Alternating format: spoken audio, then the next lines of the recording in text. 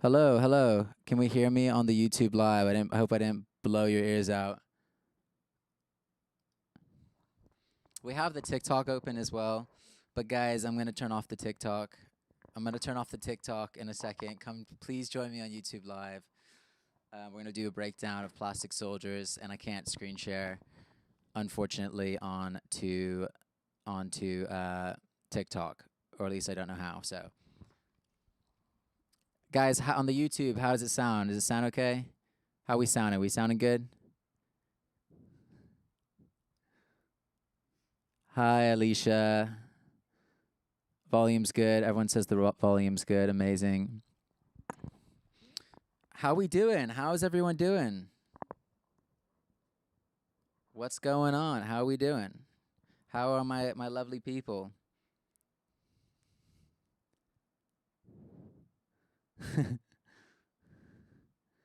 Let me see. I want to expand the chat. Let me figure out how to do that. Let me figure out how to do that. There you go. It's just really small. I want to read everything. Here we go. Hello, hello, hello, hello, hello, my YouTube live people. Um, my TikTok friends. I'm not going to be reading the chat here, reading the chat on YouTube, but I'm going to put it right here for you. Boom. Hey Shay, thank you so much. That's very sweet. Yes, you moved from TikTok. Thank you. Real ones, the real ones here. Some real ones from last week too. I didn't promote this week as hard as I did last week, so. Damn, thank you so much, Alicia. That means a lot. Guys, big stuff. Big stuff's been happening this week. I haven't posted as much as I usually would post because I've been pretty absorbed in everything I've been doing this week. And it's all been really good stuff. Like, we just got some tour dates for the summer. So I get to come play for you guys thanks to my new agent and new manager. I feel very grateful. So I'm going to be having an announcement this week for the tour dates. Hi, I'm glad you're back. Thanks for being back here. Alan Don. Yeah, so we're going to be announcing tour dates. I put together a new band and everything for tour, so I'm really excited about that. I'm doing a stripped down performance of a bunch of songs. And I'm shooting two music videos for you guys, which I'm really excited about. One of them is going to be or three music videos. We're going to be doing Man on Fire, The Sun, and I'll be hopefully we'll do a London show in December. So, to answer your question,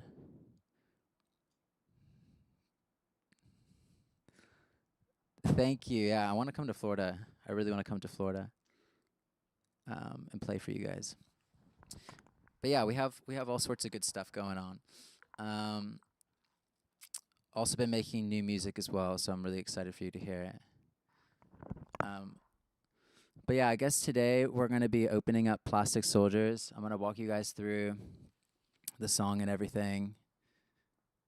I'm the first person you've watched on YouTube live. Hell yeah. I'm honored. Yeah, full album comes out in October, I think. Around October, so yeah, December. It'll be super cool. Also, guys, if you want to help choose which song comes next, for those of you who actually have the full album, if you're one of those rare people that has access to the full album and has purchased it on Bandcamp, I'd love for your input to know what song to drop next because I love all my songs and I'm impartial, so it's really whatever you guys want to hear next, whatever you want available on streaming. Let me know. I'll go off of the greater consensus. I'm honored you're here too. Thank you for being here.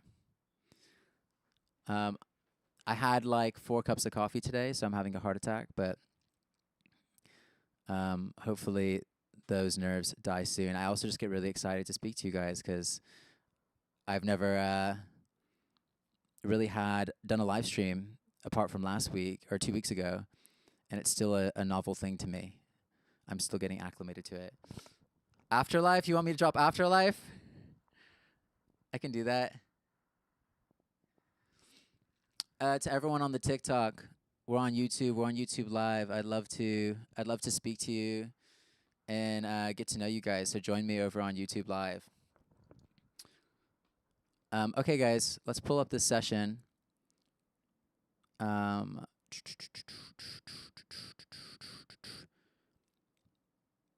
guess I'll start by talking about. I'll talk about how Plastic Soldiers came to be, because before I'd really fallen into the sound of the album, Plastic Soldiers was the first track where I felt like this is going to be the sound for the project. It was me really experimenting, doing a lot of experimentation. Yeah, you got to buy the album now. It was me doing a lot of experimentation sonically with combining a bunch of different influences from my childhood in different ways. And the first 3 tracks for the album that I made was Plastic Soldiers and The Great Divide, and actually there's another one that actually didn't make the cut. But those were the 2 where I was like, I feel like I've really combined something in a way I haven't before, and there's a lot of potential to be explored here. So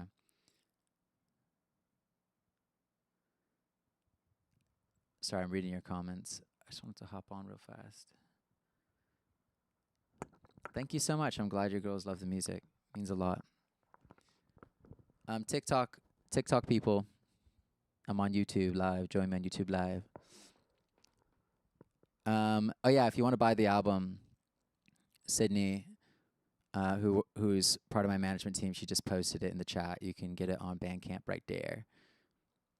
Okay, now let me turn off my notifications from my texts here, so that we're not disturbing everyone with my parents texting. Oh, here's how you do it. Do not disturb. Do not disturb. Boom. Okay. Quit. All right. Let's see. Session view. Boom. Now you see what I see, which is just complete chaos. It's absolute chaos here on the Streamlabs. Sydney, if you want to go on, or Rob or Lucas or someone from my lovely team, if one of you want to go on to TikTok and just comment that we're on YouTube Live to make things easier here, that would be super cool. Okay, let's open it up. Boom. Here we are. Plastic Soldiers session. Let me scoot over the chat so that I can see you guys' lovely comments. See your lovely comments.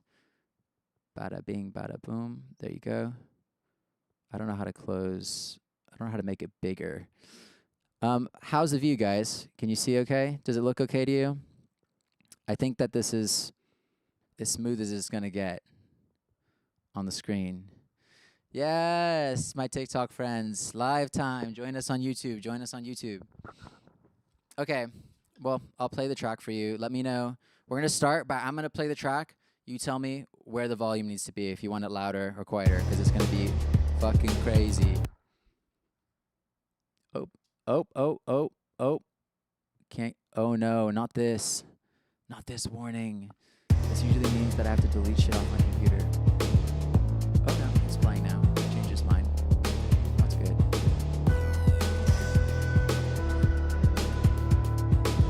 Sierra, yes, go on YouTube because you can see my screen. You can't see it on TikTok. Okay, guys, how does it sound? Louder? Perfect view. Great. Louder, quieter, louder, quieter. My YouTube friends, my YouTube Live friends, louder, quieter.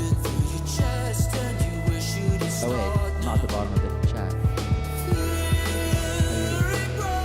Oh, there you go. Hey, looks good. good. Looks good. Sounds good. Okay. Okay. We're liking it. Can you guys hear the song? Louder. Okay, we're going louder with the song. Low-key quieter. Okay. There's two different answers here. Let me see. I shall live in here. It looks like it needs to go quieter. Yes, perfect. Okay.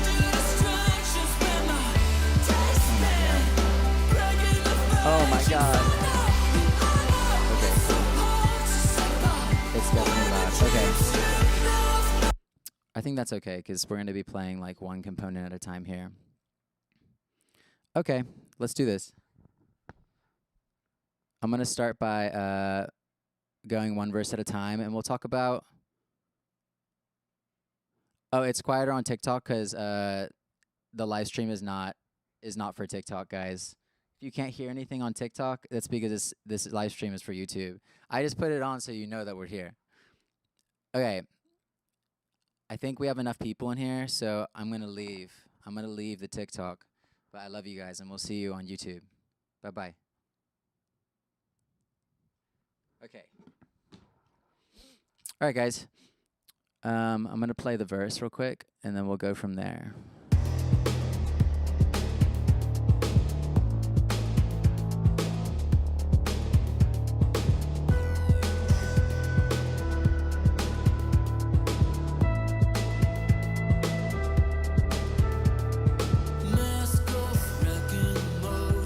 How's that? Can you hear me over the music, okay? I'm hearing perfect. I'm seeing perfect.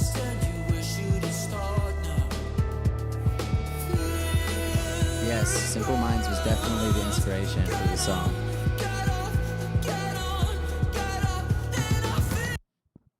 Okay, so we'll play the verse. Basically, how this song came together was, it's hard to go through the lyrics for this one, to be honest with you, because it's largely nonsense.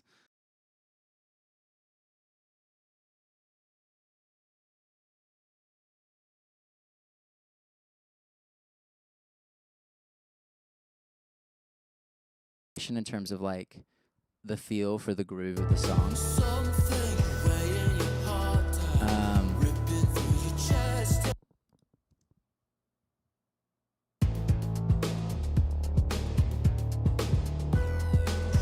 The song started with just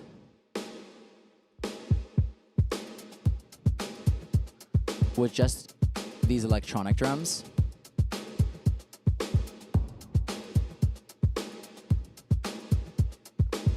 It started with just these electronic drums. It has a very live feel in it in the end because I ended up tracking some live instruments. I ended up tracking some live instruments with friends over the top afterward, but it started as just an electronic song with this like breakbeat sort of groove, the synth bass, and this really sick lead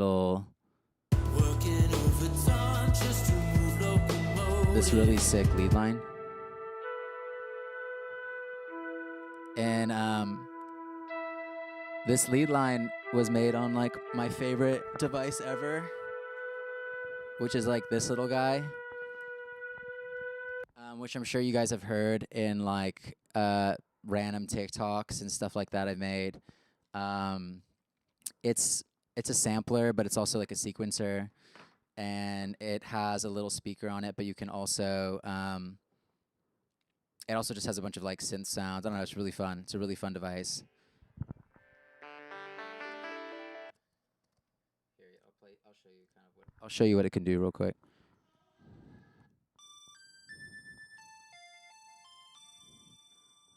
So pause. Let me see if I could find this sound actually. Actually, a lot of the sounds from the album are from this little device. And why I like it is because it's very much a toy. And I think the only reason for having analog gear is because it brings the childlike wonder back to music, even though it is expensive. I try to collect like one piece for like every album I do that I use, and it becomes like a signature sound of the album. And I like the more challenging it is for me to use, the better, because sometimes making music on the computer is almost too limitless, and it makes it really hard for me to have happy accidents and feel like I'm exploring when I already know like everything that can be produced from. I can pretty much like, make any sound that I have in my head, which sometimes is too much when I'm using the computer. So I like these. I like little things like this. It's like gives me limitations if I try to make music just on this thing.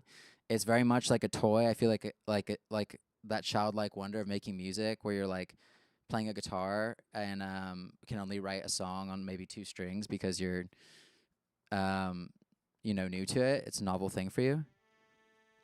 Um, my favorite thing to do on this thing is like step sequence. So if I find a sound I like let me find a good one. I don't know if you guys can hear that.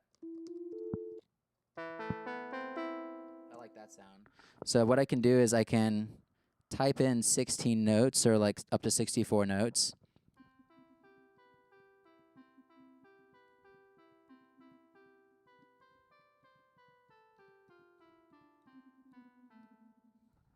I can just type in the notes and then loop the sequence.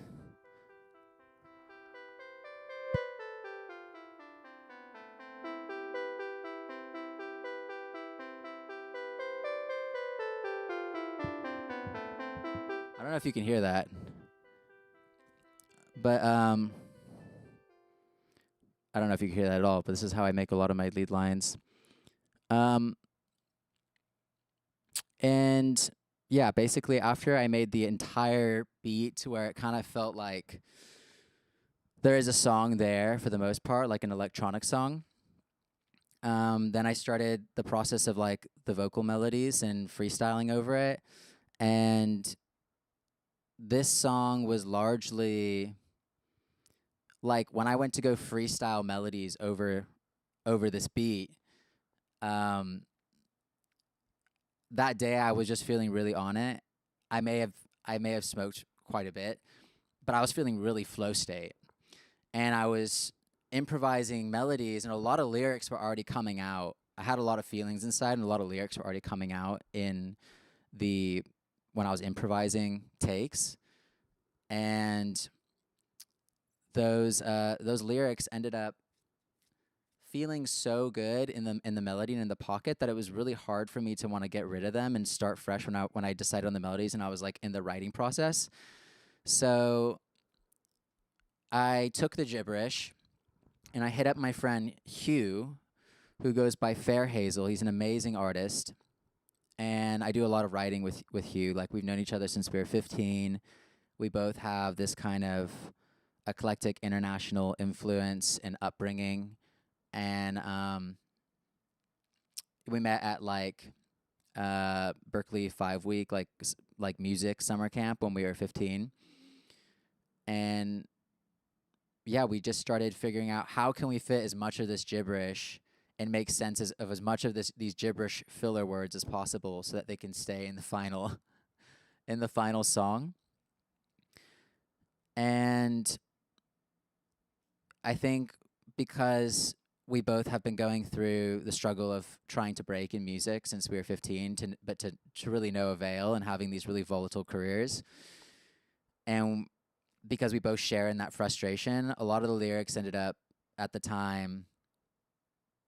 Oh, that's cool. A lot of the lyrics at that time started like leaning towards venting that frustration and trying to figure out how to put it into words. So that's really what Plastic Soldiers is about. When you listen to the lyric, it's about feeling like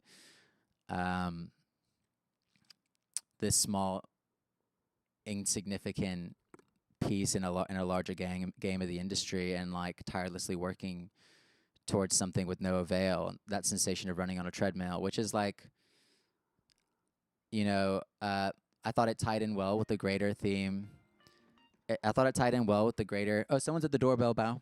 I thought it tied in well with the greater theme of the album, the greater themes of the album, which is trying to overcome the illusion of meritocracy in the United States. Like everyone tells you there's this dream, and if you American dream, like you can work.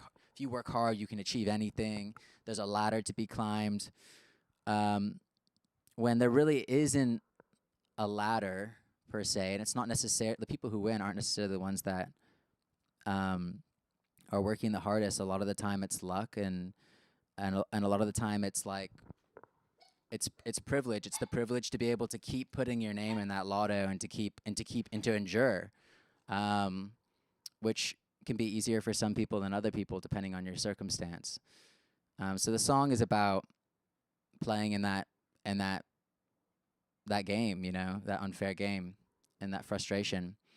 And then I think there's some moments when we couldn't make sense of what I was trying to say in the gibberish takes, when we couldn't make sense of it and connect it back to a more finite, personal theme, then we look to the greater themes of the album and try to come up with metaphors using those lines that could at least tie into the greater themes of the album.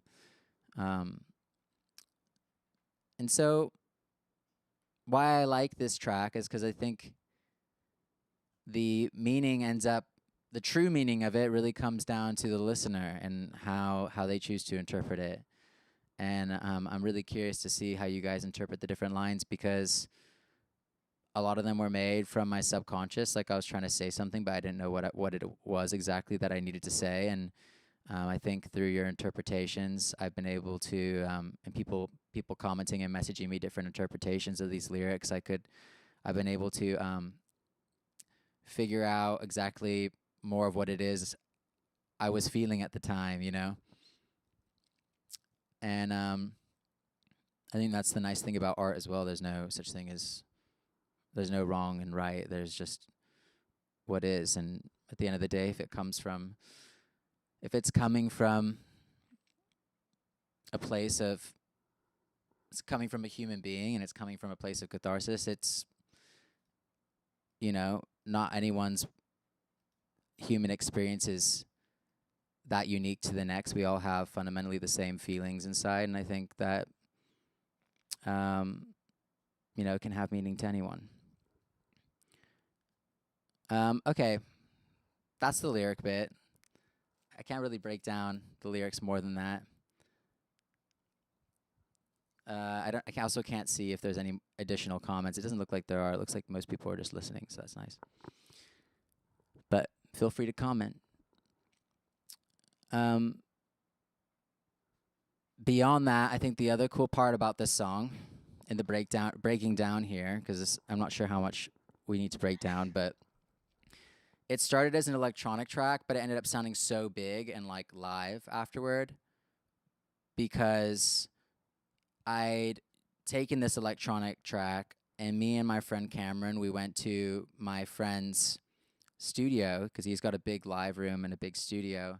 I've talked about this a little bit last week, but then I'd invited different friends that I have that are talented instrumentalists and had them improvise over the top of the track. And then Cameron and I spent several days after that taking all of this improvisation.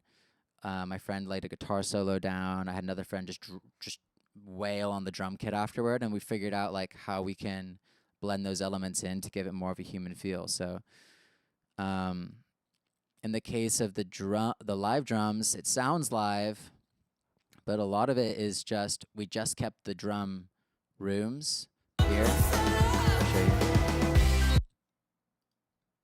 Let's see, they're consolidated. Okay, so on the chorus we kept the main drum signal.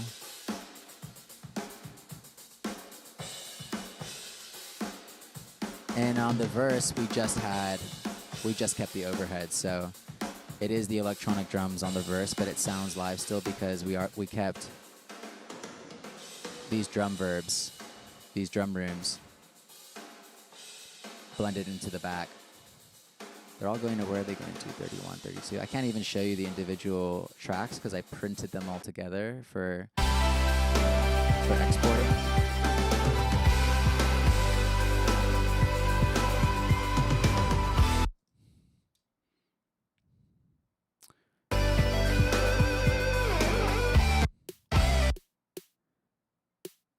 There's a lot of little triggers and percussive elements in here. This breakbeat goes the whole time, even when the live drums are not necessarily playing this. And here's the tape loop. I told you guys before on every song, I like the, reminds me of trying to pull my husband through cancer. I'm sorry that you had to go through that. Yes, the guitar solo.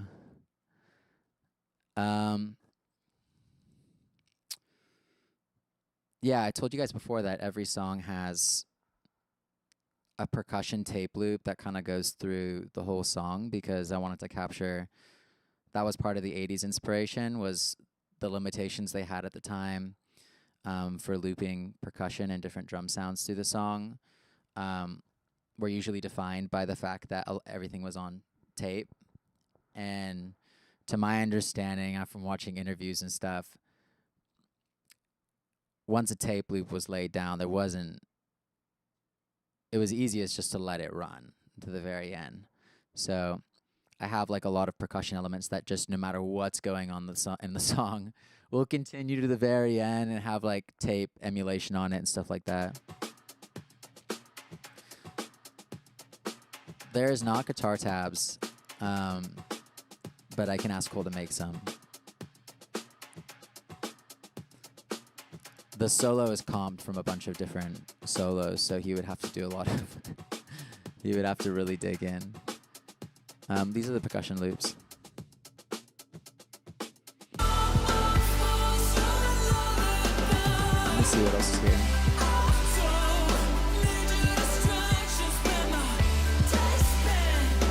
Yay! Oh, this is something you probably wouldn't know is there, but there's this vocoder that goes through the whole chorus. There's a lot of layers to the vocal. Okay. This is my friend Cameron's voice doing this double because sometimes it just sounds cooler to have another voice do it, and he's really adamant on having harmonies be sung by third-party people.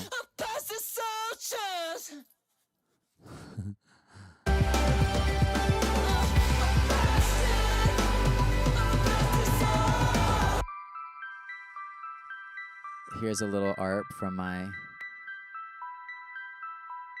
little device I was showing you earlier.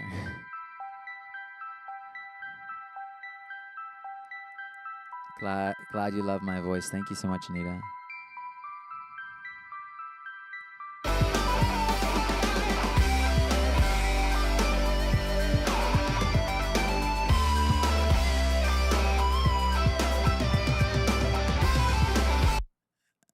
Here's a trance sample that when I made the first breakbeat, I'd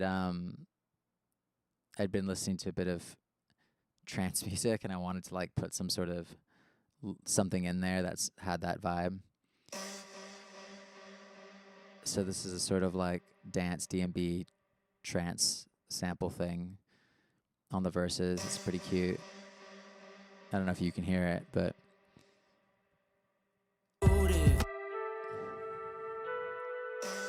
see, guys, what else should I show you?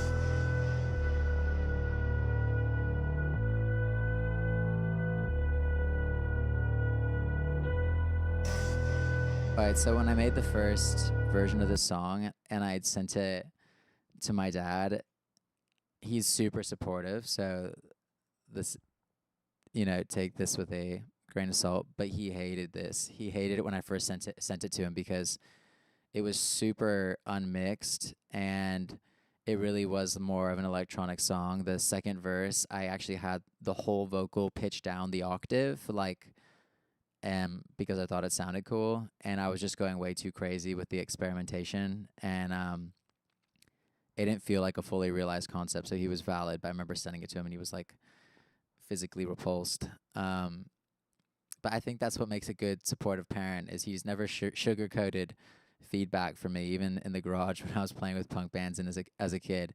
If we were just sounding completely ass, he would come in and be like, he would say like, if you're gonna make this much noise, like, and terrorize the neighbors, like, at least stop sounding like shit, which was valid, and it really helped me, honestly. Like, I take well to criticism like that, from people I care about. It just motivates me. Not sure what else to show you. What else do you guys want to see? You want to see anything else in here? I mean, I did the thing where I print the whole, I like take the whole song file and I destroy it at the end. I just took the drums out. I destroyed and glitched out the thing.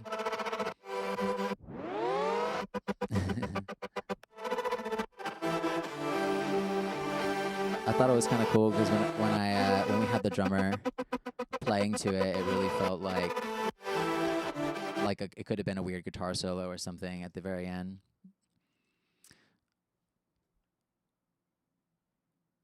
It slaps at the end.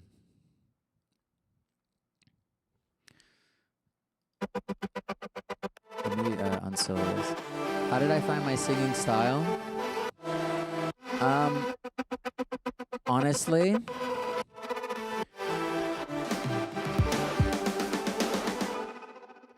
I tend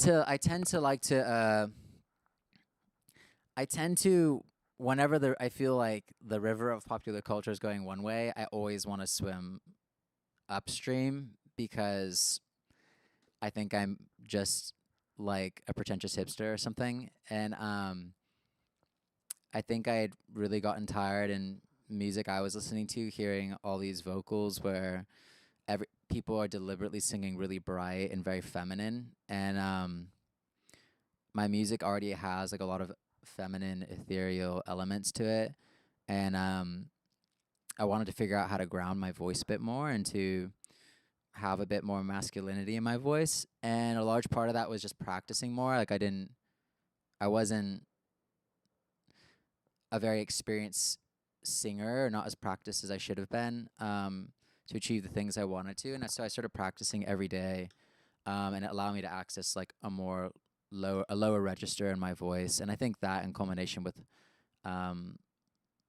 probably, I know it's not good, but I smoke a lot, so I think that definitely has impacted the tone of my voice a little bit, in that it's not helped with my ability to catch my breath on stage, but it definitely kind of to sing comfortably forced me to use a different tone and register. And now I obviously don't need to smoke to achieve that, but like I think it definitely informed me of what my voice is capable of doing when it needs to be extra flexible and when it needs to try doing new things. And I originally had achieved this tone that I use now over electronic songs. So I was singing over, I had the song Here Now, and that was when I was first like toying with the lower register of my voice and like having more singing with more bottom. And then I sang on I made the Great Divide, and I sang over that, and I thought it was like really exciting to hear that sort of tone over an electronic song, because I haven't heard anyone, it's not very common that's done. I haven't heard anyone do it quite in that way, where it's like a UK garage sort of beat with a big bottom voice with like lots of reverb. It was very exciting. When I was showing it to friends, they're like, it kind of has like it's like Morrissey meets like Burial or something. And I thought that was a cool comparison, especially because I'm not like a Morrissey listener. And I was like, okay, well, I have a lot of these influences from my childhood because of my parents. Um, Adjacent to Morrissey from the 80s, like maybe there's something there I can be referential to and inspiration to be had in combination with my contemporary influences. And so I went down the rabbit hole, so to speak, and kind of found the sound for the album. And ironically, this snare drum, we call it the war snare. Um, my friend Cameron and all my other friends who grew up producing together use this snare sample on literally everything. It's like our secret sauce. But I hadn't and it's a really big gated snare, but I hadn't put it in this context before, and it ended up like working really well. And now like in some format, it's on every song. Yeah. Not sure what else there is in this song. How you guys feeling? I think I talked a bit about the gang vocal aspect. Do you want to see that video again? I don't know if people seen that video. That's really I think everything.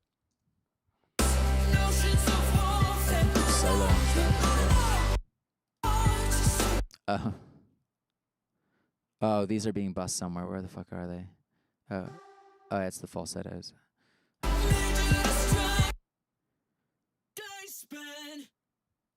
Okay. Yeah, we do a lot of artificial harmonies as well. Like this harmony is entirely artificially made. Like we took the original vocal and just like manually tuned it by hand to make like bizarre harmonies, because I like the glitchy sound of and almost vocodery sound of those harmonies more than I do just singing it naturally. I think it's a lot cooler. And I like digital artifacts. I think they're cool.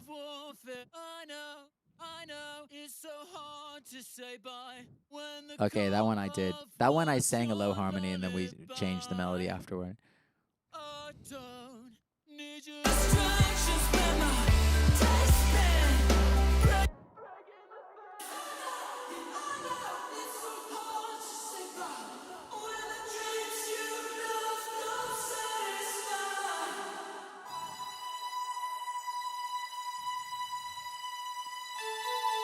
These are all analog synths for my prologue.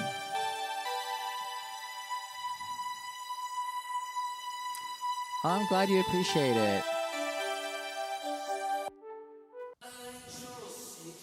Yeah, and I'm not entirely sure how to make these live streams more entertaining.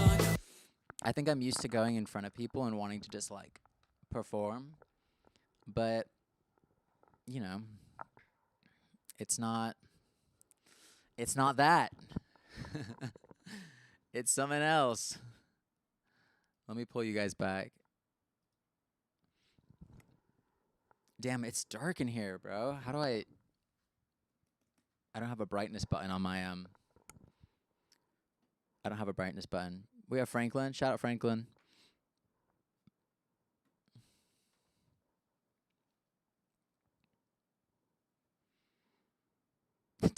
Demi suggested a tattoo tour. We'll do a tattoo tour for TikTok. If you guys have tattoos, you want to do tattoo tour, we could do tattoo tour. Kate, yeah, there's so many. It's crazy. So many layers. It's like really disorienting. Each sound is like 4 sounds stacked on top of each other and blended into making one new sound. That's great. Please give her she needs more attention. She's very attention hungry.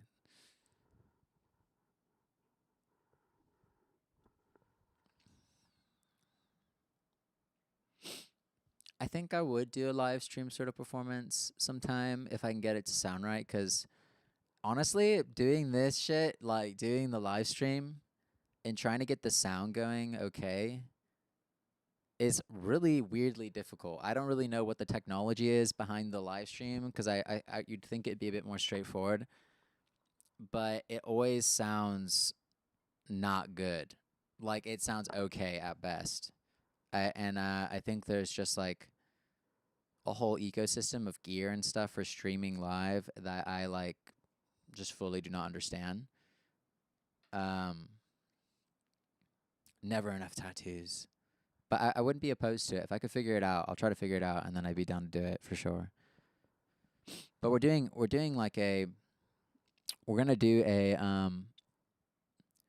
stripped down performance very soon, guys. And it's gonna be live recorded. We're shooting in a handball court in Coney Island, like an abandoned sort of or just a neglected, if you will, handball court. And we're gonna be performing 3 of the tracks that are currently released, um, just live improvisational with a friend on keys, a friend on sax, and a friend on cello. Um, and then we're also going to do some full band performance stuff and video it for you guys in July. So for those of you that don't get to, I'm not coming to your city. Hopefully there's like some comparable experience that you can have online. I hope you guys have tea or something on you to keep you satiated through this period of time.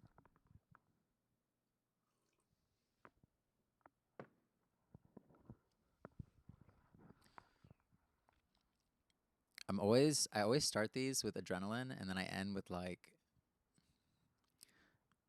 feeling very relaxed and being like, why did I have so much anxiety when I started this thing?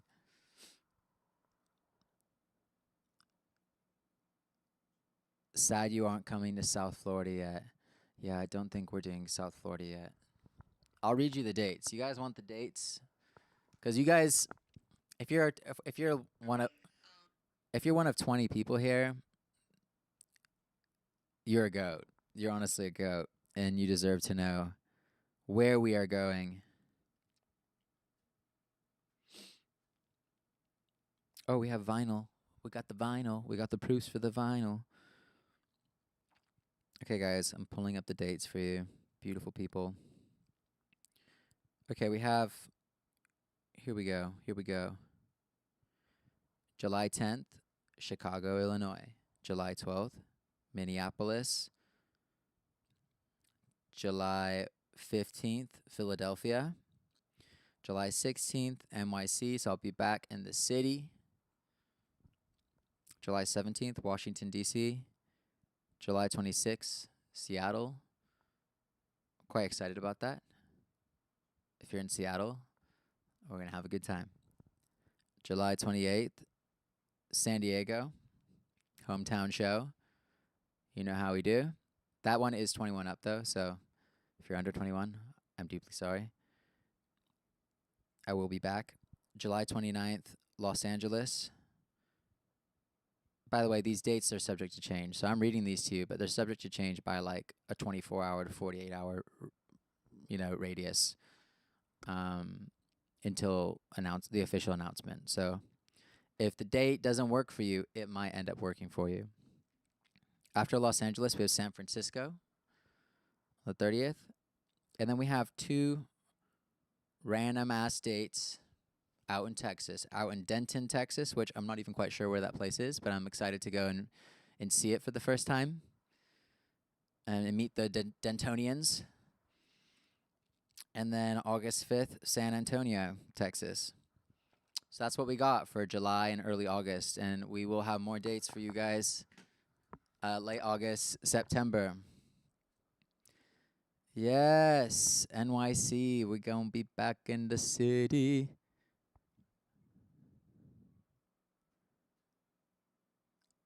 Oh, you lived in Brooklyn your whole life? Well, I am a transplant to Brooklyn, so don't hate me, but I do love Brooklyn. It feels like home.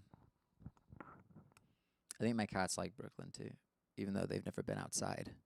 I think they enjoy it. They like to sit on these. I put platforms up here on the windows, and they like to sit on the platforms and they watch the Brooklyn birds fly by all day and make chattering sounds with their mouths. Dude, I think we do need to add a show for Atlanta. It's like our top city. We got to do that. Lucas is in the chat, so if you bother, if you hound Lucas, he can hound the agent for you. I don't know. Actually, don't know what venue in DC. I'd have to pull up the greater spreadsheet here, but we're announcing it this week, so we just have to make the poster for it, the official announcement poster thing, and then the dates will get finalized by the end of this. I guess by this time next week, and then the tickets will be up for sale for you guys, so we can come and start getting the tickets and everything.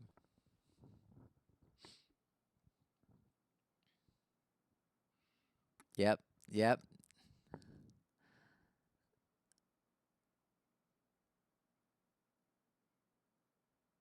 Atlanta is winning.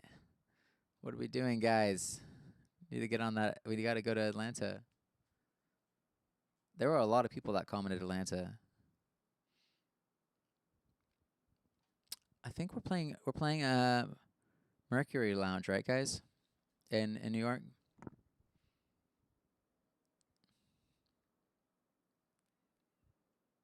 Thank you guys so much. Oh my god, I can't believe you were at that show. That is crazy. I'm pretty sure that show, I may have been by myself on stage, I think, or maybe I had a drummer that I'd met. No, I had a drummer, I think, that I met that day. He's from Nashville, and he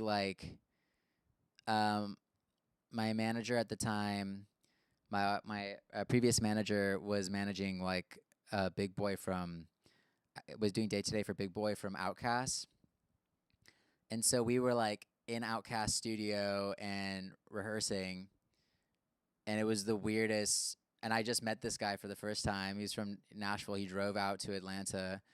We met each other for the first time. We practiced for an hour, and then we went and did the show. That's so crazy that you were at that. Okay, yeah, I remember. I know that you were at the Tucson stop. I remember that fully.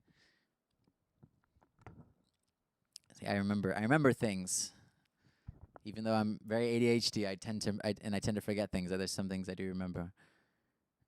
Yeah, that's so cool that you guys that makes you OG. I can't even lie.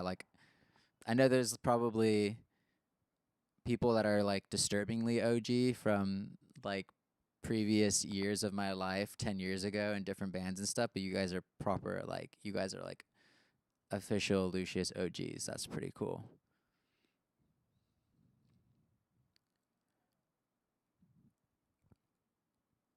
Fort Lauderdale, yeah, I would love to go there actually.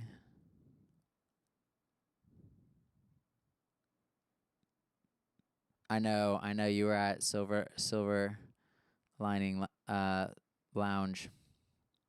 Very sick. Thank you so much for being there. That was a really fun show. I think I cried a little bit. Damn, yeah. Y'all just be saying crazy shit. Yeah. I don't know. Now we're kind of lingering.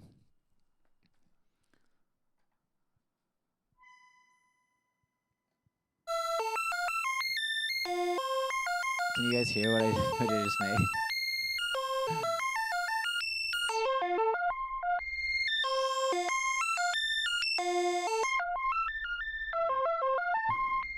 Making nonsense.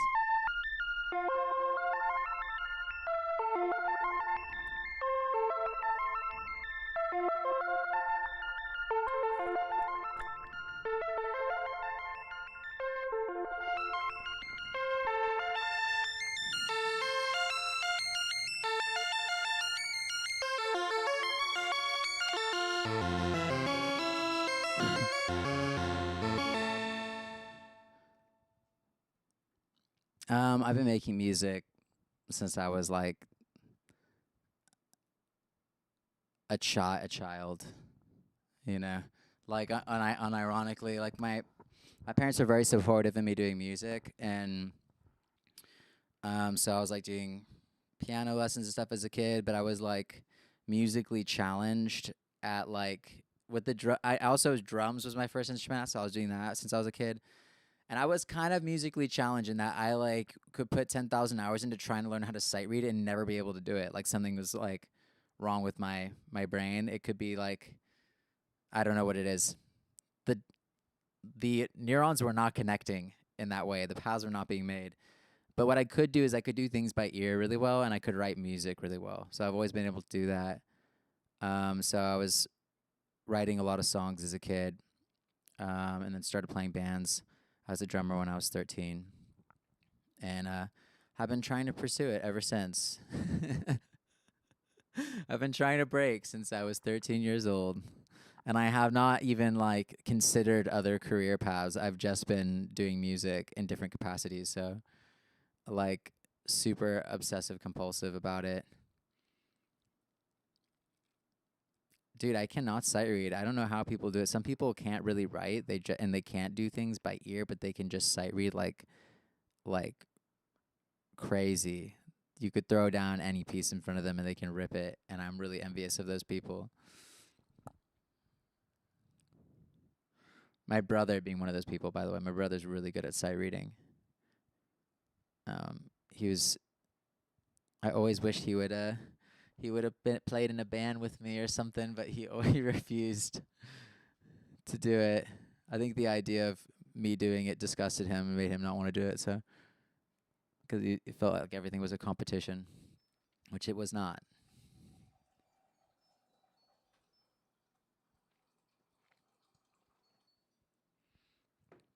Damn. Okay, the Instagram ad worked. That's crazy.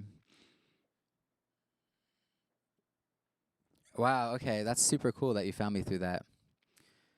Um, yeah, like I ran those ads and like they kind of worked in that like two people in every city came from the ads, but maybe they'll be more effective now. Chasing the sun, yeah. That's pretty funny. Yeah, I'm sorry you saw the ad late. That sucks. I didn't really know why, but they were like, I stopped them and they kept playing afterward. But guys, we've reached the hour mark. I need to do this more frequently, so we will go live again. We will go live again. And I'm like kind of debating on I keep trying to bring it to YouTube because it's like a cleaner platform. And because I don't know how long TikTok's going to be around for, it feels like a very um, politically sensitive uh, app. And it just feels like it's not going to be here indefinitely. So, like, I would hate to build my entire audience on TikTok and then have it be disappeared, or censored or something. So, I think we'll keep trying to bring people here. It is challenging, and to everyone that is here, like I really appreciate you, and it means the world. And I couldn't be more I couldn't be more grateful that you're here. So thank you.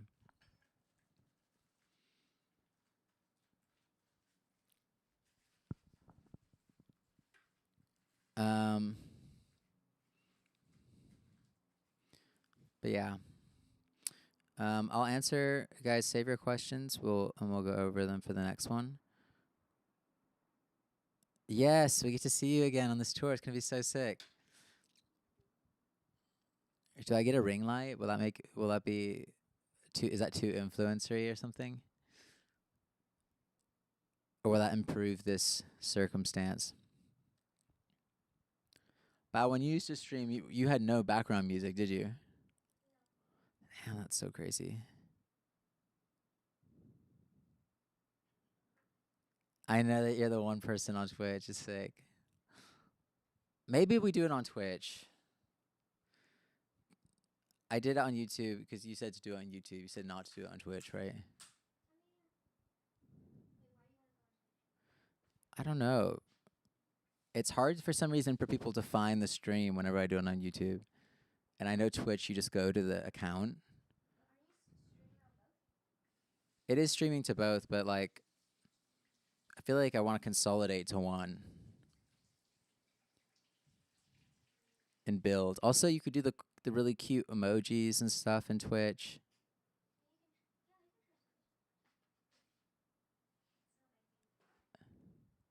You don't care. You do know you were a streamer.